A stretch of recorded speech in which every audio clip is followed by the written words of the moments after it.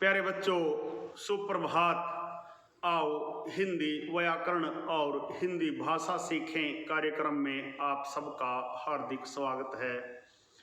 प्यारे बच्चों, आज हम NCERT द्वारा कक्षा 8वीं के पाठ्यक्रम में शामिल क्या निराश हुआ जाए पाठ के सभी अभ्यास के प्रश्नोत्तर एवं महत्वपूर्ण बहुविकल्पी प्रश्नोत्तरों का अभ्यास करेंगे। आइए पहले अभ्यास के प्रश्नोत्तर सीखते हैं। प्यारे बच्चों, क्या निराश हुआ जाए पाठ का अभ्यास का पहला प्रश्न है। लेखक ने स्वीकार किया है कि लोगों ने उन्हें भी धोखा दिया है, फिर भी वह निराश नहीं है। आपके विचार से इस बात का क्या कारण हो सकता है? प्यारे बच्चों, लेखक का कहना है कि आज भी भारतवर्ष में सेवा, ईमानदारी, सच्चाई और आत्मीयता के मूल्य बने हुए हैं। वे दब अवश्य गए हैं, नष्ट नहीं हुए हैं।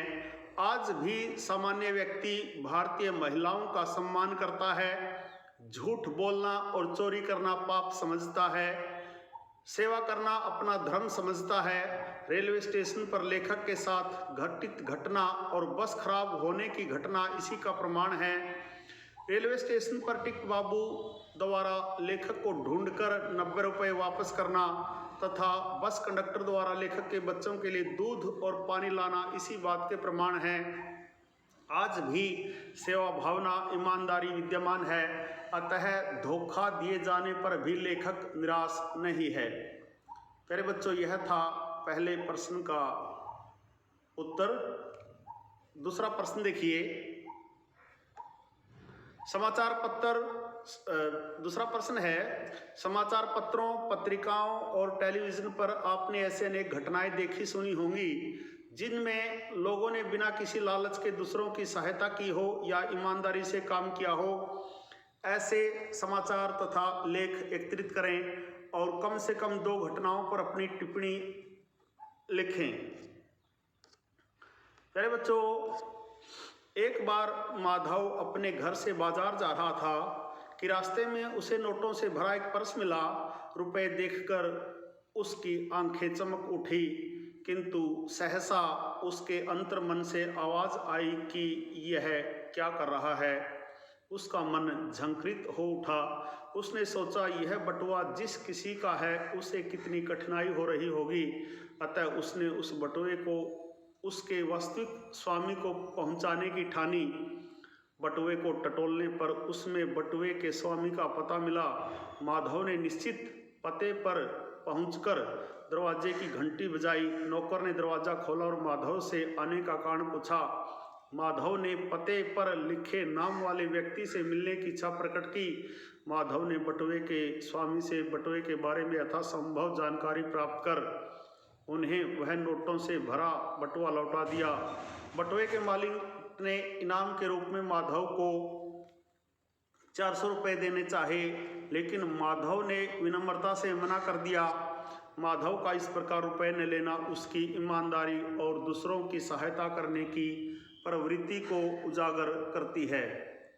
मेरे बच्चों, तीसरा प्रश्न देखिए। लेखक ने अपने जीवन की 2 घटनाओं में रेलवे टिकट बाबू और बस कंडक्टर की अच्छाई और ईमानदारी की बात बताई है। आप भी अपने किसी परिचित के साथ हुई किसी घटना के बारे में बताइए जिसमें किसी ने बिना किसी स्वार्थ, भलाई, ईमानदारी और अच्छाई के कार्य किए हों। प्यारे बच्चों, एक बार मेरा मित्र दिल्ली गया। उसके पास 5000 रुपये थे जिन्हें वह अपनी माँ के इलाज के लिए लेकर जा रहा था। बस में उसका पर्स कहीं खो गया। अस्पताल में पहुंचने पर उसने जब अपनी जेब टटोली तो उसमें पर्स नहीं था। उसके चेहरे की हवाइयाँ उड़ने लगी।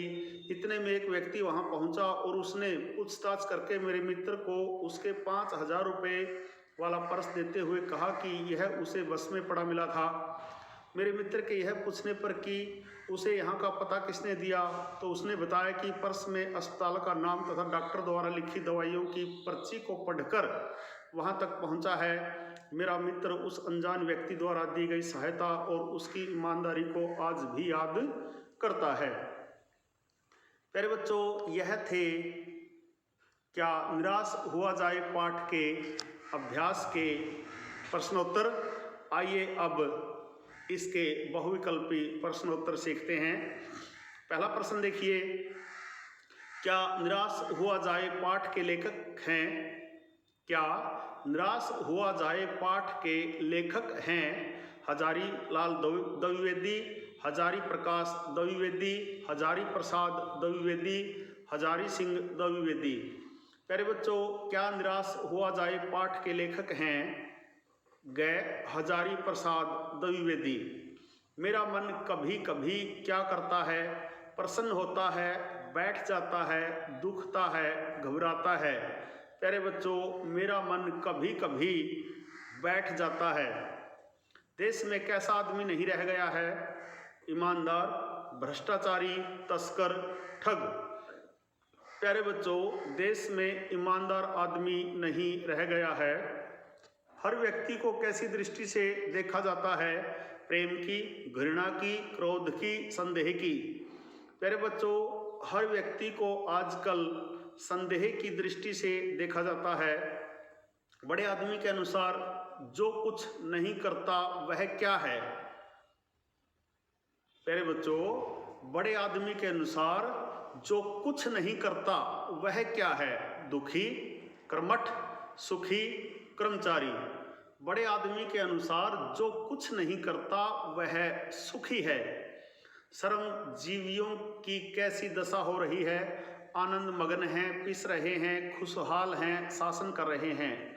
श्रम जीवियों की यदि दशा की बात की जाए तो वे पिस रहे हैं।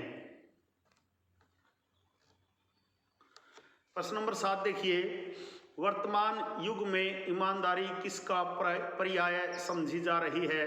मूर्खता, चतुरता, संपन्नता, श्रेष्ठता। प्यारे बच्चों, वर्तमान युग में ईमानदारी मूर्खता का पर्याय समझी जा रही है। भारतवर्ष ने कभी भी किन वस्तुओं के संग्रह पर बल नहीं दिया? आत्मिक, सात्विक, दैविक, भौतिक। प्यारे बच्चों, भारतवर्ष में कभी भी भौतिक वस्तुओं के संग्रह पर बल नहीं दिया। भारतवर्ष में कानून को सदा किस रूप में देखा गया? अर्थ, मोक्ष, धर्म, काम। प्यारे बच्चों, भारतवर्ष में कानून को सदा धर्म के रूप में देखा गया। रेलवे स्टेशन पर लेखक ने 10 के बजाय कितने रुपए का नोट दे दिया? प्यारे बच्चों, रेलवे स्टेशन पर लेखक ने 10 के बजाय 100 रुपए का नोट दे दिया। बस गंतव्य से कितने किलोमीटर पहले खराब हो गई? 6, 8, 10, 12। बस गंतव्य से 8 किलोमीटर पहले खराब हो गई। लेखक ने मारपीट से किसे बचाया? ड्राइवर को, कंडक्टर को, नौजवान को, स्वयं को। लेखक ने मारपीट से कंडक्टर को बचाया। प्रश्न नंबर 13 देखिए, कंडक्टर बच्चों के लिए क्या लाया? बिस्कुट, दूध, भोजन, चॉकलेट। प्यारे बच्चों, कंडक्टर बच्चों के लिए दूध लाया। बस रात के कितने बजे खराब हुई? 8, 9, 10, 11। बस रात के 10 बजे खराब हुई। बस अड्डे पर कितने बजे से पहले पहुंच गई? बस अड्डे पर कितने बजे से पहले पहुंच गई? 9, 10, 11, 12। प्यारे बच्चों, बस अड्डे पर 12 बजे से पहले पहुंच गई। लेखक के विचार हैं निराशावादी, आशावादी, हताशपूर्ण, हास्यास्पद। प्यारे बच्चों, लेखक के विचार आशावादी हैं। मानव महासमुद्र किसे कहा गया है? चीन, भारत, अमेरिका, पाकिस्तान। प्यारे बच्चों, मानव महासमुद्र भारत को कहा गया है। भारतवासी धर्म को किस रूप में देखता है? धर्म, धन, शिक्षा, कानून, मेहनत। प्यारे बच्चों, हर भारतवासी धर्म को कानून के रूप में देखता है।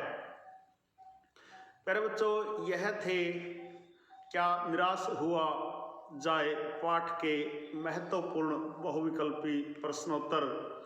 प्यारे बच्चों, आज के पाठ में हमने क्या निराश हुआ जाए पाठ के महत्वपूर्ण अभ्यास के प्रश्नोत्तर एवं महत्वपूर्ण बहुविकल्पी प्रश्नोत्तर सीखे। आशा है आपको अच्छी प्रकार से समझ में आए होंगे। अब आप इनका नियमित रूप से अभ्यास करिए। प्यारे बच्चों, आज का यह छोटा सा वीडियो यदि आपको पसंद आया हो तो इस वीडियो को लाइक, कमेंट और ज़्यादा से ज़्यादा शेयर जरूर करें।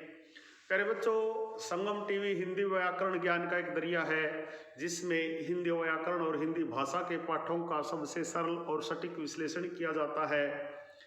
आप यदि वास्तव में गंभीरता के साथ हिंदी व्याकरण और हिंदी भाषा को सीखना चाहते हैं और आपने अब तक यदि मेरे YouTube चैनल संगम टीवी हिंदी व्याकरण को सब्सक्राइब नहीं किया है तो कृपया सब्सक्राइब जरूर करें और वीडियो पर दिए बेल आइकन को जरूर दबाएं ताकि संगम टीवी हिंदी व्याकरण पर पढ़ाए जाने वाले पाठों का सबसे सरल और सटीक विश्लेषण YouTube पर अपलोड होते ही उसका नोटिफिकेशन सबसे पहले आपके पास पहुंचे।